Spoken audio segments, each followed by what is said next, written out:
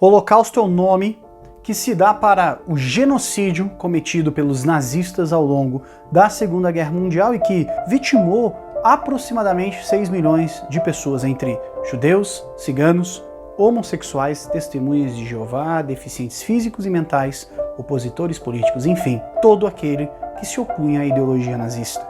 De toda forma, o grupo mais vitimado no Holocausto foram os judeus. Este, por sua vez, preferem referir-se a esse genocídio como Shoah, que em hebraico significa catástrofe.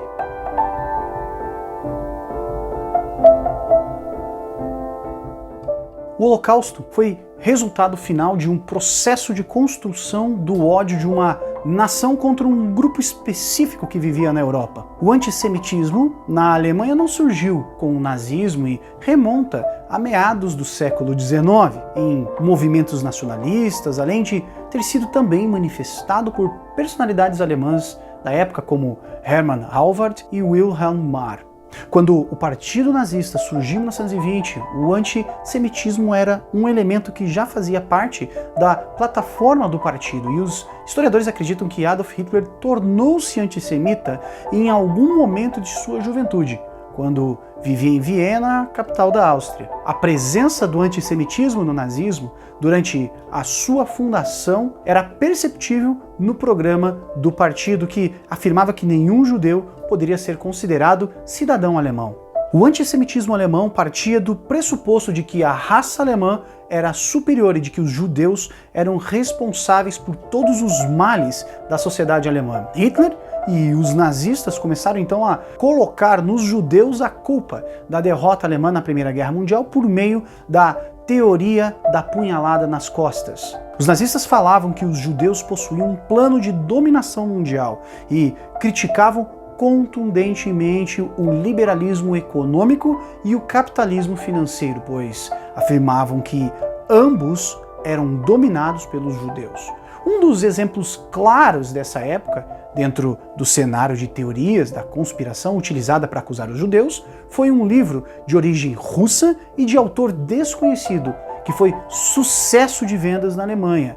O livro chamado Os Protocolos dos Sábios de Sião. Quando os nazistas assumiram o poder na Alemanha em 1933, o processo de exclusão e de violência contra os judeus foi iniciado de maneira progressiva. O discurso nazista, aliado à doutrinação realizada na sociedade alemã, tornou os judeus bodes expiatórios e vítimas de perseguição intensa, não só por parte do governo, mas também pelos civis.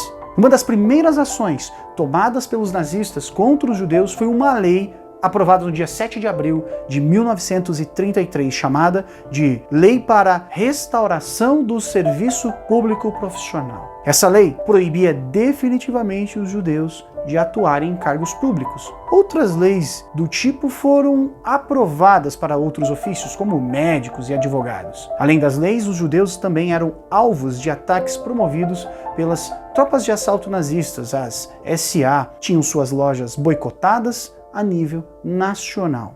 Com o passar do tempo, novas ações contra os judeus foram sendo organizadas na Alemanha. Essa perseguição forçou milhares de judeus a fugirem do país, mas muitos outros não conseguiram. Nenhum país estava disposto a recebê-los naquele momento. Na década de 30, duas medidas tomadas por Hitler simbolizaram o reforço do antissemitismo na Alemanha. O primeiro, as leis de Nuremberg, e o segundo, a Noite dos Cristais. Sobre as leis de Nuremberg, elas foram um conjunto de 3 leis aprovadas no ano de 1935, que legislavam sobre a miscigenação, a bandeira e a cidadania alemã. As duas leis que se relacionavam diretamente com o antissemitismo na Alemanha eram a Lei de Proteção do Sangue e da Honra, alemã, claro, e a Lei de Cidadania do Reich. A primeira lei, ela tratava a respeito da miscigenação, proibindo que judeus e não-judeus se casassem, além de também proibir que não-judeus tivessem relações sexuais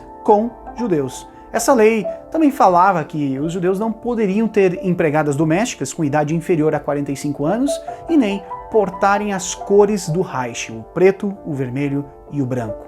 A segunda tratava a respeito da cidadania, basicamente definindo quem era cidadão e quem não era cidadão. Segundo essa lei, todas as pessoas que tivessem 3/4 de sangue judeu ou fossem praticantes do judaísmo seriam consideradas judias e automaticamente não teriam direito à cidadania. Com isso, os judeus eram considerados apenas sujeitos do Estado e eram pessoas que tinham de cumprir as suas obrigações, mas não tinham direito a receber nada do que um cidadão receberia. Já a Noite dos Cristais foi um marco na história do antissemitismo, porque oficializou um ponto de partida para o aumento da violência contra os judeus na Alemanha. Este acontecimento passou-se em 1938 e é definido como um pogrom, isto é, um ataque violento que é organizado contra um grupo específico. Este ataque aconteceu em represália ao assassinato do diplomata Ernst von Hatt por um estudante judeu de 17 anos que queria vingar-se da expulsão de seus pais da Alemanha. Dias após o diplomata alemão ser atacado, em Paris, uma ordem foi emitida por Hitler e Goebbels para que ações de violência fossem organizadas como forma de intimidar os judeus. O ataque da Noite de Cristal iniciou-se na noite de 9 de novembro de 1938 e se estendeu até a metade do dia seguinte. Membros do Partido Nazista, a maioria paisana, partiram para um ato de violência inédita na Alemanha. Casas, estabelecimentos, orfanatos e sinagogas elas foram atacadas, com os agressores destruindo o que encontravam pela frente, agredindo também as pessoas que estavam nesses locais e, por fim, incendiando essas construções. Ao fim do pogrom, milhares de estabelecimentos foram destruídos e, apesar do número oficial de mortos ser de apenas 91, especula-se que os mortos nesse ataque possam ter chegado à casa dos milhares. A Noite dos Cristais também inaugurou o aprisionamento de judeus em campos de concentração, pois durante o pogrom, 30.000 judeus foram presos e encaminhados para Dachau, Buchenwald e Sachsenhausen. Com o início da Segunda Guerra, em 1939, a cúpula do Partido Nazista começou então a discutir soluções sobre como tratar a questão judia na Europa. Como mencionado, o aprisionamento de judeus em campos de concentração foi iniciado ainda na década de 30. Esses locais, no entanto, não haviam sido preparados para serem locais de extermínio, como aconteceu durante a guerra. Quando a guerra começou, os judeus no leste da Europa começaram a ser agrupados em guetos, um local específico da cidade que era cercado pelas tropas nazistas e separado especificamente para o abrigo de judeus. Os guetos agrupavam-nos para que mais tarde fossem enviados para os campos de concentração e de extermínio. Além disso, os nazistas debatiam soluções a serem colocadas em prática para lidar com a questão judaica. E duas dessas foram amplamente debatidas. Na primeira, os nazistas tentaram obter autorização para deportar os judeus para a União Soviética, mas Stalin não aceitou recebê-los. Outro plano ficou conhecido como Plano Madagascar, em que os nazistas cogitaram deportar os judeus da Europa para a ilha africana de Madagascar. De toda forma, o plano de exterminar todos os judeus após a guerra é classificado pelo historiador Timothy Snyder como uma utopia de Hitler que foi reformulada por 2 membros do Partido Nazista, à medida que a guerra foi tomando o rumo que não era desejado pelos nazistas. Os reformuladores do plano de extermínio dos judeus foram Reinhard Heydrich e Heinrich Himmler, e, por isso, eles são considerados os arquitetos do Holocausto. Quando a solução final foi elaborada, o que estava na mente de Heydrich e Himmler era que os judeus que não pudessem trabalhar teriam que sumir, e os fisicamente capazes de trabalhar seriam usados como mão de obra escrava em algum lugar na União Soviética conquistada até que morressem. Os primeiros judeus vítimas desse plano foram alvo do Einsatzgruppen, os grupos de extermínio. Esses grupos de extermínio atuaram na Polônia, nos países bálticos e na parte do território soviético que os nazistas estavam ocupando. A atuação deles era simples: promover a limpeza sistemática de judeus dessas áreas por meio de fuzilamentos. Os judeus dessas localidades eram reunidos em um local específico, posicionados nus em frente a uma vala comum e fuzilados um a um, até que toda a população judia desses locais estivesse morta. A atuação dos grupos de extermínio nos locais citados, como os países bálticos, a Estônia, Lituânia, Letônia, levou à morte por fuzilamento milhares de pessoas. Na Lituânia, 114.856 judeus foram mortos. Na Letônia, 69.750 judeus foram executados. E na Estônia, foram encontrados 963 judeus e todos eles foram executados. Durante esses fuzilamentos, os grupos de extermínio também executaram outras pessoas, como os que tinham colaborado, por exemplo, com os soviéticos. O fuzilamento organizado pelo Einsatzgruppen, que mais ficou conhecido, recebeu o nome de Massacre de Babi Yar, quando judeus de Kiev foram reunidos em um ponto da cidade e fuzilados durante um período de 36 horas. Desse massacre resultou na morte de 33.761 pessoas que foram depositadas numa vala comum. A atuação desses grupos de extermínio, no entanto, tinha limites sensíveis aos objetivos nazistas. Primeiro, por mais eficiente que fosse o Einsatzgruppen, a velocidade com que faziam a limpeza étnica era muito abaixo do que os nazistas desejavam. Segundo, o envolvimento dos soldados em uma quantidade assombrosa de execuções trazia-lhes ali graves problemas psicológicos. Isso forçou os nazistas a pensarem em uma alternativa que fizesse o genocídio de judeus acontecer de uma maneira mais ágil e impessoal. A solução encontrada pelos nazistas foi a de promover a execução de judeus em câmaras de gás, que foram sendo instaladas nos campos de concentração. Além disso, foram construídos 6 campos de extermínio, cujo intuito era unicamente promover a execução de judeus.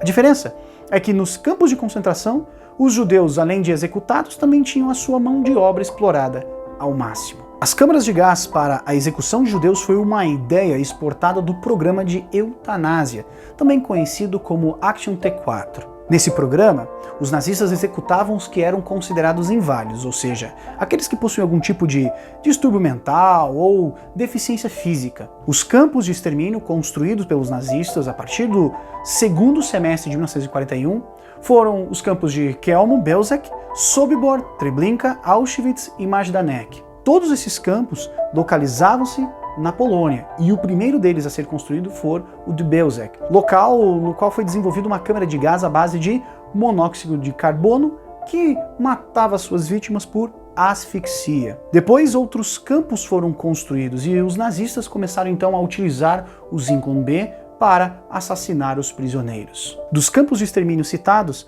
a quantidade de mortos foi aproximadamente a seguinte: em Auschwitz-Birkenau, aproximadamente 1,2 milhões de pessoas foram mortas. Já em Treblinka, aproximadamente 900 mil mortos. Em Belzec foram aproximadamente 400 mil mortos. Em Sobibor, aproximadamente 170 mil mortos.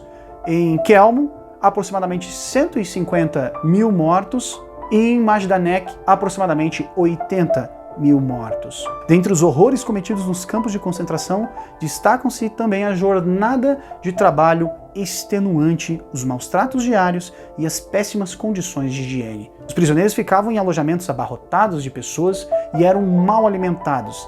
Execuções sumárias, sem motivação aparente nenhuma, aconteciam como forma de tortura psicológica aos prisioneiros, além das execuções nas câmaras de gás. Os prisioneiros recebiam roupas insuficientes para o inverno e, na maioria das vezes, elas eram recolhidas em abril, quando o inverno estava indo embora, principalmente no caso de Auschwitz, independente se o frio tivesse passado ou não. Eles eram obrigados a suportar uma enorme quantidade de percevejos e pulgas nos seus alojamentos.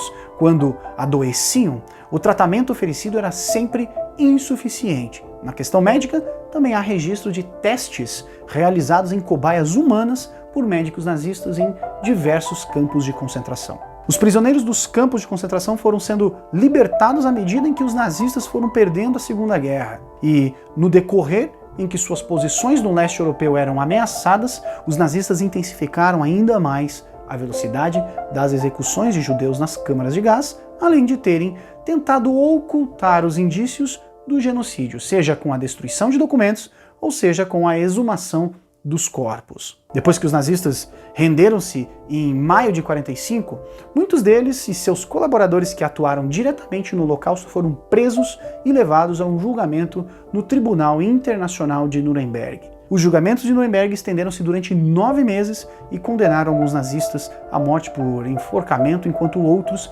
receberam penas de prisão perpétua ou por certa quantidade de tempo. Se você não viu este vídeo, clica aqui e entenda um pouco mais sobre o que foi este julgamento. Entre os condenados à morte por enforcamento estavam Hermann Göring, chefe da Luftwaffe, a Força Aérea Alemã, e Joachim von Ribbentrop, ministro das Relações Exteriores da Alemanha. Entre os condenados à prisão perpétua estavam Rudolf Höss, vice-líder do Partido Nazista, e Erich Heider, comandante da Kriegsmarine, a Marinha Alemã. O Holocausto é um dos acontecimentos mais marcantes do século XX. Os relatos dos sobreviventes até hoje chocam o mundo e a cada dia que se passa, novas informações são descobertas. Por ser um assunto tão relevante para a história recente do mundo, o Holocausto é um assunto que chama grande atenção do cinema e, por isso, grandes obras foram produzidas. Deixamos aqui como dica alguns exemplos para vocês. O primeiro é o filme O Pianista, filme de 2002 dirigido por Roman Polanski. O próximo é A Lista de Schindler, filme de 1993 dirigido por Steven Spielberg. O próximo é A Vida é Bela, um filme de 97 dirigido por Roberto Benigni. Outro filme, o mais recente, um filme de 2015, O Filho de Saul, dirigido por Laszlo Nemes. E por último, Amém, um filme de 2002 dirigido por Constantin Costa Gavras. Curtiu esse conteúdo? Nos ajude a divulgar esse projeto compartilhando com todos os seus amigos. Não deixe de se inscrever no canal e ativar as notificações, hein? Um grande abraço e até a próxima!